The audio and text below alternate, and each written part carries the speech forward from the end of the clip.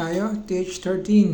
Attack tayo sa war. Ang number natin ay number 14. So, 14 mirror tayo. TH13 tayo. Attack. So, pagkagamit tayo ng Blizzard, so, siyempre, check natin yung troops natin kung kompleto ba, and then CC, okay tayo. So, pag-aralan natin yung base. Saan ba pwede ilapag ang ating laba?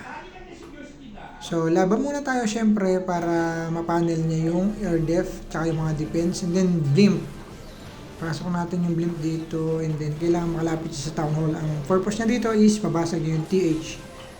O invis spell, and then lapag na rage. 1, 2, 3, 4, 5, invis spell ulit. And then, after 1, 2, 3, 4, 5, invis spell ulit. 1, 2, 3, 4, 5, invis spell ulit. So, pag nakuha niya na yung TH, bonus na lang kung ano mabasag niya dyan. So, ganun lang yung rolls natin. Bilang lang. 1, 2, 3, 4, 5, invis spell. 1, 2, 3, 4, 5, invis spell. Okay. Malaki yung damage natin. And then, pinwalk tayo dito sa taas. Gamit ng healer.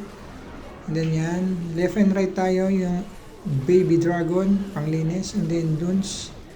And then, ayun, may patay natin ng headhunter yung ano, kaso hindi nabot. Okay, dito tayo sa taas. Baba natin ng BK, clear niya yung taas. After nun, baba natin yung miner sa gitna. After nung miner natin dyan, siyempre yung ating hugs. And then warden. So guys, paggamit ng warden ability, importante yan kasi may immune yung ano, yung mga troops natin. And then royal champ, dito natin ilagay sa right side sa taas. Okay.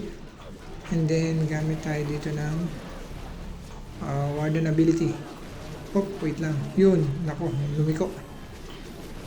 Yung mga miners nasa bumaba, tapos yung hug sa taas. So, yun, kailangan may plan B ka dito.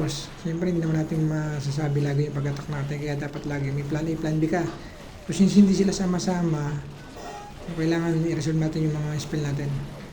Yung rage, and then may breeze pa tayo. May ability pa tayo ng royal jump. So, okay, gamit tayo ng ability ng royal jump.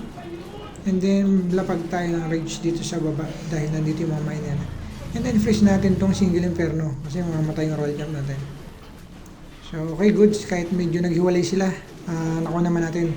O yan mga brother, ganun lang ang pag-attack natin sa Blizzard. Napaka-importante yung proper timing, and syempre may plan B ka pag halimbawa lumiko yung pag-panel sa troops mo. Okay, goods, 3 star. Okay, thank you for watching mga kapatid, brother.